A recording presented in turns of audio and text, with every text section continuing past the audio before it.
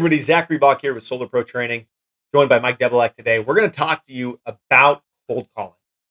Now, a lot of people hate doing this because it's simply not fun. It's terrible. I can't say nobody. There are people that thoroughly enjoy cold calling. They love the sales aspect of it. That used to be me. I don't necessarily enjoy it. I will do it.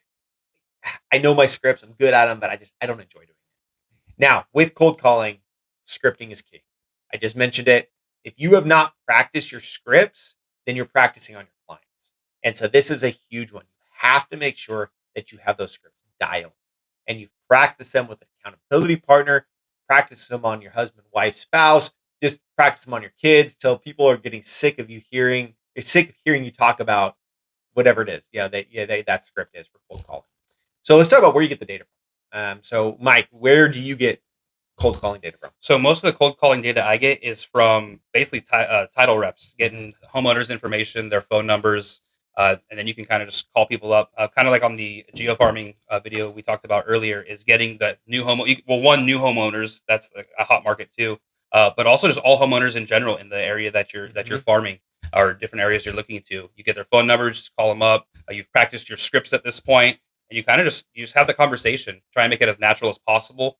And as Zach said, just make sure you're practicing those scripts. One thing I do every day is before I do my cold calls, like I have a binder of all my scripts and various objections. I read through them. And then a couple times a week, I have accountability partners where I call and, we practice the scripts live and, have the person on the other end be tough on you because, sometimes the people on the other end are tough, and it can be an uncomfortable conversation, but you need to work through that so you can get better. Yeah. And for those that don't know, a title rep is somebody that they title insurance is something for real estate when you're selling your house. And so a title rep is somebody that a real estate agent has access to. So if you pair with a good real estate agent, that person will be able to help you pair with a good title rep that can get you that information. Now, what's in it for the real estate agent? What's in it for the title rep? Well, you might cold call somebody and they say, hey, we're actually thinking about selling our house. It won't work for us. That's a great opportunity for you to call that real estate agent and support their business. And in turn, they're going to support their title rep because the title rep is going to get paid when the house sells. And so it's a win-win-win. But you need to pair with a good real estate agent. It costs title reps money to pull this data. And so they need to know that there's going to be a return on investment. Okay, so you can do it yourself. You can Google it. There's companies out there that sell homeowner data. Just make sure that they're legit and they're not going to sell you junk. And so that would be, for cold calling. Now, let's talk about different things you can cold call for. Okay, of course, you can just call homeowners. Hey, this is Zachary Bach with Power Solar. Wanted to find out if you've already looked into the new net metering programs. Have you thought about the 30% tax credit? Okay, but the thing is they're getting those calls all day.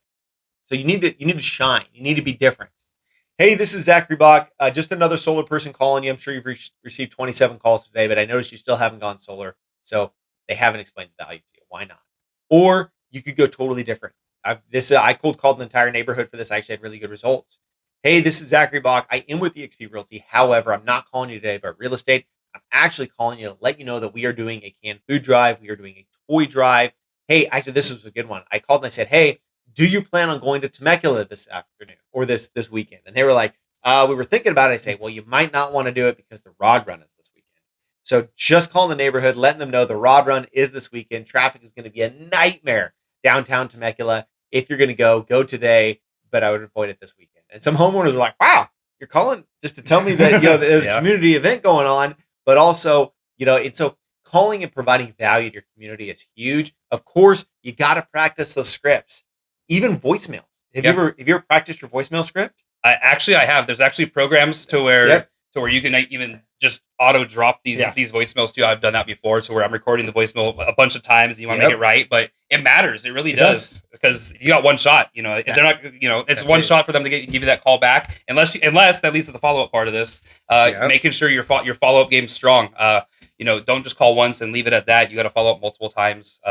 If they don't answer, or if the conversation doesn't go where you want it to go, follow up on the next month or sometime within that quarter just to check in on them, because people change their minds all the time. I can't tell you how many times that people have changed their mind a month down the road, 2 months down the road. And I'll be honest, there's times I've missed out on the opportunity by not following up, and that is, in this scenario, $7,000, and in real estate, we're talking, almost double that sometimes. And that's it. And how much money do you miss out on simply by not? The fortune is in the follow. And so this is your call to action on this one is, when you get that list of homeowners, if you decide cold calling is right for you, you need to make sure that you have some kind of a CRM, even if that's just an Excel spreadsheet that you put all those names in and you just put dates and check marks. That's simple. I would recommend taking notes too. But if you left a message, put left message, this date, when are you calling them again? Set a reminder in your phone of when you're calling those people back again. It is vital, absolutely vital, because that person could move out. They could sell their house. And then next thing you know, they're going, oh, yeah, no, we're actually selling our house, but here's the new homeowner's information. You know, one of the craziest deals I ever had was I called a lady, and it was an expired listing for real estate. And I said, hey, your house expired. And she said, oh, yeah, you know what? Honestly, my ex-husband is handling that whole thing. Here's his phone number. Just call him. Ended up getting the listing. Nice. Right. And he's going to buy a house. He's been traveling around the country for the last couple of years, but he's going to buy a house here soon. And someone helped him buy a house. But it took me asking that awkward conversation, asking for his phone number and stuff like that, and just really making sure that I was following up with them. So make sure that you get the list, practice your scripts, put it into a CRM, and follow up like your life depends on it, because it does, because you need to be able to buy food. And without money, you can't buy food. So your life depends on these calls. I'm Zachary Bach. This is Mike Debelak, SolarProTraining.com. We look forward to working with y'all, and go kick some butt today. Sweet.